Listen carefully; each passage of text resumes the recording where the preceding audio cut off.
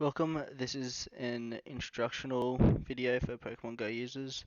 Niantic's Labs didn't provide much information on how to play the game, so I wanted to clear it up. Obviously, this is a Japanese port of the game. I've been playing about a week. It was recorded on a train. So this is the main screen. It uses the same canvas as Ingress, with the portals being Pokestops.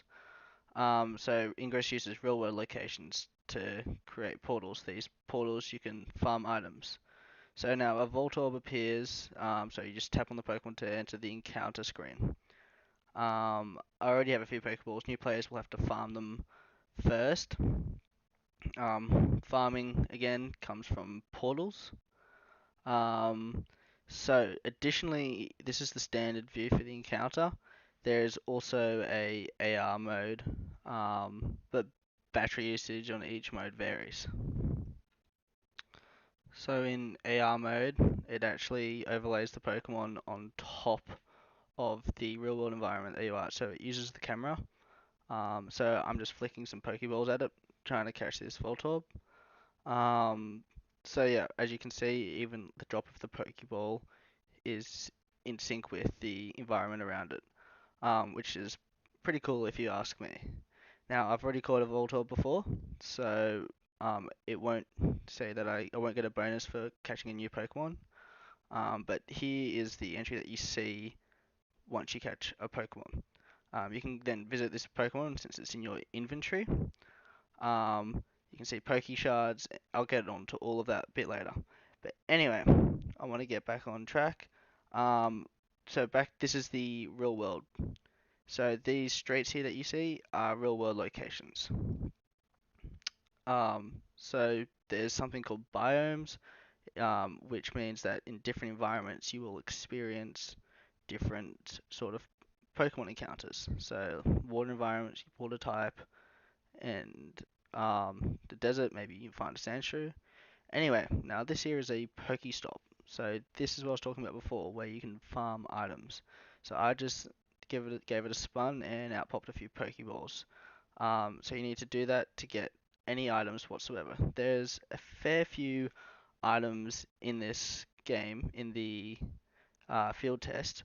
So you've got your Pokeballs, Great Balls, and Ultra Balls, but then you've also got potions, Super Potions, and Hyper Potions. On top of that, you've got Raspberries, and lastly, Max Revives. Now, I'm just opening up my Pokemon inventory here. You can see that I've got a fair few Pokemon already. So you'll note that it says CP and then it gives you a numerical value. Now that numerical value is what we call combat points. So it's how much damage we do while in combat.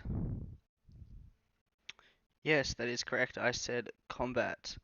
I actually have a Pokemon battle for you guys to see a bit further on in the video, but anyway, I just want to go through how the Pokédex works. So the default sorting is by CP. Now, I have a bit of a glitch here. It scrolled down too far. Anyway, we can sort by HP. Um, Here's a Poliwag. Now, I've got one of these. It shows you he's got a CP of 49. He's only got one evolution shard. So evolution shards will evolve your Pokemon. So how you get evolution shards is by capturing a unique Pokemon. Once you get the right amount, you will then be able to evolve one of your Pokemon. Anyway, what's happening on the screen right now is I found a gym that was captured by a member of the opposing team. So I need to put together a team of 6 Pokemon to face off against the opponent's gym. Now this is a level 2 gym, which means I will not need as much of an effort to reduce its points to 0. Once you've got 0 points on a gym, you then are able to capture it with your own Pokemon. So at the moment, the battles are probably the most broken part of the game. See, I just tried to dodge one of the attacks by the Gloom, and it didn't work. I still got hit. So just to do a normal attack, you just tap on it like I was doing before. And to do a special attack, we hold down. Anyway, so I've reduced the point score of this gym to 250 out of 500, which means it is close to becoming neutral. So we want to have a neutral gym so then we can add our Pokemon to it and then take it for our team. So I'm going to go into my inventory. I need to heal up this Ponyta. It took a fair bit of damage during that encounter. So let's have another look at that Ponyta. You'll notice that the health of the Pokemon when it's healed does not scale linearly. Okay, it's by 25% increments. So a potion will heal only 25%, a super potion will heal 50, and a hyper potion will heal 75. Now, there is no other way in the game to actually heal your Pokemon other than use potions. Now, we just saw one of my eggs. Now, eggs work in a bit of a funny way. We'll have a look at it later. But this is my highest CP Pokemon. It's a Mr. Mime. It's got a CP of 374, which is actually quite high. Um, I could actually leave him at a gym to defend a gym, and it will mean that it will be harder for an opponent to capture that gym. Now let's go back to my egg. Now this egg here, I'm not too sure what's in it, but you actually need to walk physical steps to hatch eggs. So I need to walk 1 kilometer to hatch this egg. Now I'm on the train in this video, so you'd expect it to just be like, oh, it's only 1 kilometer, but actually no, it will requires physical steps and it uses the tracking methods on your phone to know if you're cheating or not. A bit like how it works in Ingress. Anyway, this is the Pokédex on the screen at the moment. You can see we've got all the 150 Pokemon in the game. So it's only the original Pokemon, which is a bit of a difference for you younger kids, but for us, this is all that we had back in the day. I'd like to take this opportunity to point out that we can actually see the 3 legendary bird Pokemon. Um, Now, we can only see up to number 147 at the moment because the highest Pokemon I have is a Dratini, number 147. So as you catch more Pokemon with higher numbers, it will increase the cap that you have in your Pokédex, much like in the games. Now, I want to go into evolutions. So, as I explained before, we need to have evolution shards to evolve our Pokemon. Now, I have enough evolution shards to evolve a Rattata.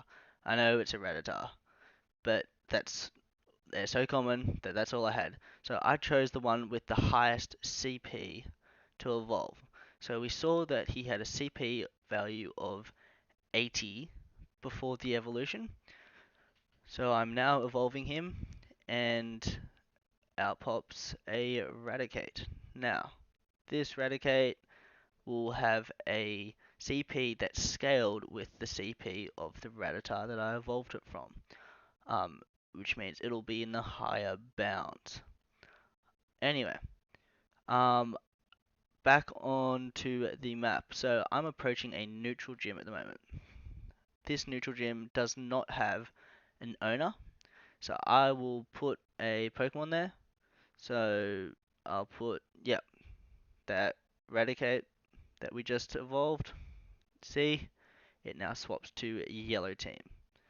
So I can now either train my Pokemon or leave my Pokemon there to defend it. So I want to train my Pokemon and increase the gym level. Now, gym level is something that um, that will decide whether or not you can take over a gym.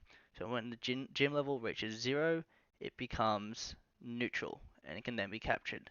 So I was training my own Pokemon, so my gym level will actually increase because it's my Pokemon that's currently at the gym. So it's at this point of the video that I would like to clear up a few misconceptions there are about Pokemon Go. Um, so traditionally in Pokemon, you have your team of six and you level up your Pokemon. Now, Pokemon Go works in a bit of a different way. We have CP points, which don't actually equate to levels like they do in the traditional game. So the combat points just mean how much damage your Pokemon will do in battle. Um, this value is set, okay? It cannot be increased in any way, like your level can be in the traditional games. Um, but instead, your trainer level increases. And when you train your Pokemon, it's not your Pokemon that's leveling up. It is the gym that the Pokemon is at.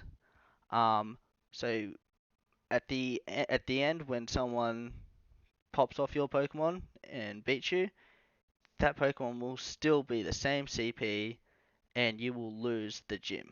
Okay? Now, I've pretty much covered every aspect that is currently in the game in terms of the game mechanics.